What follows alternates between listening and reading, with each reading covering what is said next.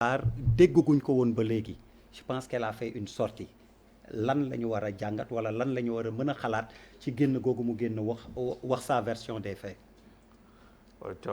Tu as mal fait de commencer par moi. Puis là, parce que tu ne l'as pas suivi. Non, pas du tout. Je l'ai dit. Puis laa fi toog ne man duma dugg vulgarité. yàlla yow lu ma si bàgguma si yàlla na ma si yàlla musal lu may def ça me concerne. mais dégluwoo ko man xam ni c'est vulgaire.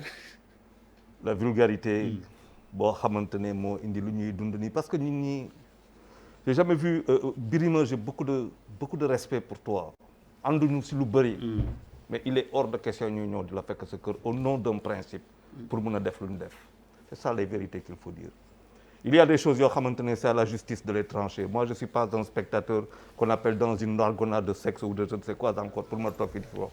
Je suis désolé du ma perdre suma temps si loolu du ma si perdre suma temps du ma si perdre suma temps.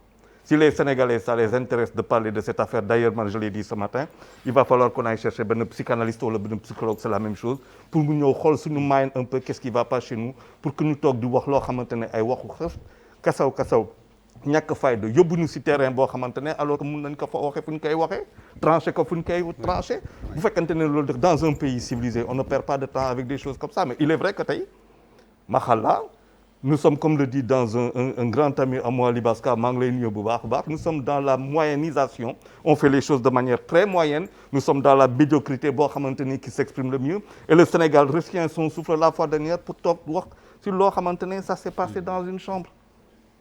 Et le Sénégal retient son souffle. Ça veut dire qu'il faut un psychologue pour tous les Sénégalais. La vérité, c'est ça. Cette affaire-là, wax nañ si indi na lu mu fi indi si biir Sénégal bi nit ñi teg si seen bopp Birima nit ñi dem këram def lu ñu fa mu c'est-à-dire il est impensable ce qui s'est passé. On l'a fait. Mais c'est-à-dire moi je vais pas parler de cette affaire-là. Il va falloir que les gens prennent toutes leurs responsabilités. Xam nga nit ñi nañu jël seen responsabilité. Waaw. Il est hors de question que dans ce Sénégal ñu toog fi les institutions soient à terre tout soit à terre nit ñi toog di et qu'on prenne ce pays en otage tey mënoo bind Facebook sans pour autant ñu yekkal la ay saaga des gens que tu n'as jamais vu de ta vie mais où est-ce qu'on va? C'est la terreur qu'on installe dans ce Sénégal. ngay ñu wax ay waxu Adji Sarr nii je veux dire c'est-à-dire moi j'ai pas de problème. Très rapidement, tu as dit il faut que les gens prennent leurs responsabilités. Il faut que les gens prennent leurs responsabilités. Que la justice fasse son travail. Et qu'on arrête d'exposer. Parce que lu fi xew actuellement on expose qui contre qui ou à la merci de qui. Mais est-ce que les gens se rendent compte depuis quelque temps dans quelle situation de terreur nous sommes en train de vivre. ñu may wax Adji Sarr qui va parler pendant 2 heures ou 1 heure je ne sais pas moi dama toog gis ñëpp taxaw téye sa téléphone di seetaan. Mais c'est d'abord la justice cette affaire-là. Que la justice fasse son travail en point final. C'est tout. Et beneen affaire contrairement à tout ce qui se dit.